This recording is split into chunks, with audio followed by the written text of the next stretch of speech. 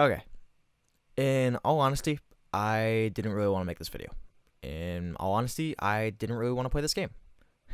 In all honesty, I don't really know why I'm doing this right now. There's a party I'd much rather be at right now, but that's the thing.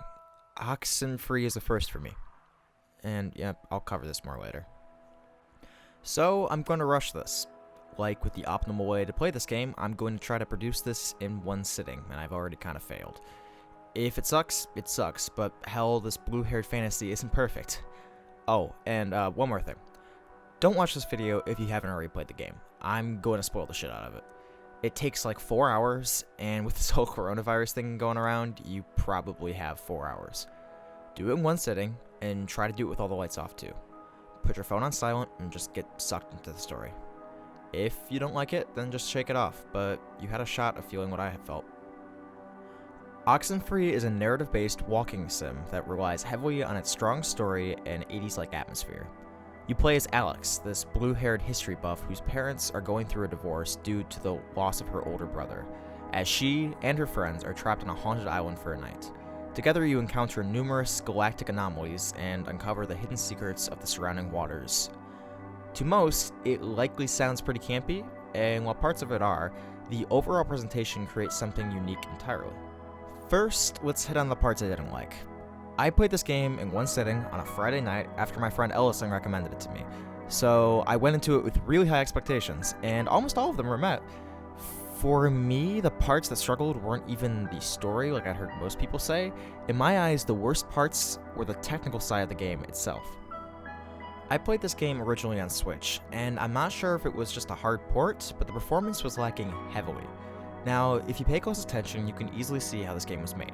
3D models on a beautifully rendered background. Characters have different walking, climbing, or descending animations for each type of path, and will grow or shrink in size, giving the illusion of a three-dimensional space. I really like the style, but for a Switch game, it's pretty minimalistic on the hardware. I recognize that there's a difference between a AAA and indie performance cleaning, but there was just some loading screens here and there that lasted minutes. In most cases, I wouldn't care that much, but it really took me out of the experience when I started dreading going to the next part of the map because of a loading screen the length of one of those long shots and Marvelous Miss Maisel, or so I'm told. The menu also pissed me off a lot. One of the greatest atmospheric things in Oxenfree is the music, and while it occasionally suffers from one of my biggest problems with audio, the leveling, whenever you open anything other than a door, the music just cuts out into silence. It's annoying and kind of jarring.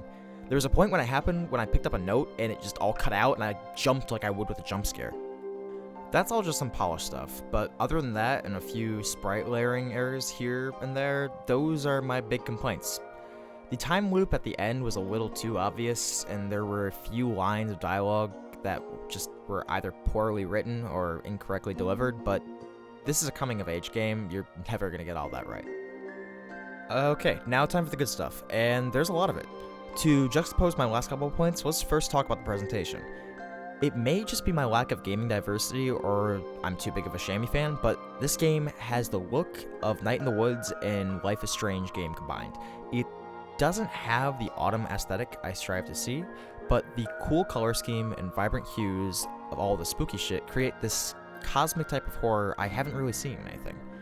I also love the framing of this game, rendering the characters as small and weak as they feel within their world. The animations, while they talk, are also great. I'm sure some of them were repeated, but I genuinely couldn't tell. Each of them matched perfectly with the tone of what they were saying, and it felt like I was just watching the characters from a distance, kind of like a spooky ghost would. The writing, though, is masterful.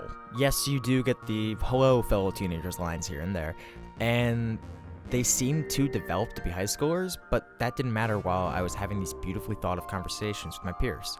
The characters had a history, and it felt like they had existed and will continue to exist way after the game concludes. What I loved most about it was the complexity of each kid. They fit common tropes, but you could tell it was just a facade they held up to cover up some sort of insecurity. My favorite instance of discovering this was when I went hunting for something with Nona. She told me the story of when Clarissa, the game's resident bitchface, surprised her on her birthday after a friend got in a car accident and Nona spent the day with them in the hospital. While I understand it was just text and code, that human moment was enough to make me decide I would do whatever to save Clarissa from the ghosts. It made her a person in my eyes, and I empathized. The game's horror is also pretty good. The world building and setting make you feel pretty trapped at some points. While a lot of it was just nicely set up jump scares, there were a few moments of actual terror. The one that strikes my mind in particular was when Jonas hears his late mother's voice through a little wine box. I was frozen in fear, so much so that I started looking around my room in anticipation that I would see his mom standing there singing to me. It was fucking freaky, which is partially confusing to me because the day after I heard that song again, I started crying. That was the first time in years he heard his mom's voice, and while everything was screaming "run" in bright red letters, all he wanted to do was listen to her sing one last time. That's character building right there. The dialogue system is also incredible. The fact that you can butt in and cut people off with what you're saying and it flows well is almost unheard of. While I like the system like in Night in the Woods that allows you to think about your response, the fact that by the end of this game I had begun choosing what I was going to say at the normal rate I would deliver it myself caused me to relate with the characters more than just on an empathetical level. This game makes you feel like you are the lead, and while I don't walk that slow, I do have these thoughts. And actually, that leads me to my final point. Alright. Oxenfree fucked me up. Like, a lot. I mentioned this earlier in the video, but it left me feeling something towards a game I've never felt before, and it was the first ever game or video game at a period to make me sob at the end of it. I have never gotten that strong of an emotional experience out of anything before, and it's why I kind of wanted to make this video. I at the moment of filming, I don't have a script. I'm just recording this. And yeah, what really set me off was the scene where we see Michael for the last time. Or in my playthrough, that was the last time I saw Michael. And he says to Alex, all the things. This is gonna be a constant thing. He says to Alex, all these things. And he's like, and she says, like, why did you tell me all that? And she says, because, just in case I'm not around.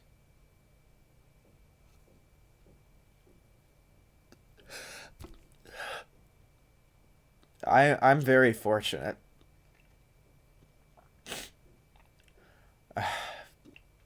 That I haven't lost anybody like that. I haven't. I've lost pets, I've lost, like, grandparents, distant family members, but I've been very fortunate that I haven't lost any very immediate family.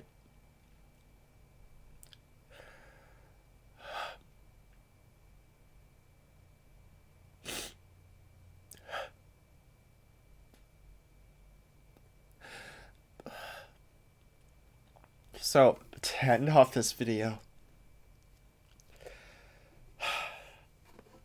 I'd like to show you what Oxenfree taught me. I just learned this, so warning, but I dedicate this to all my siblings.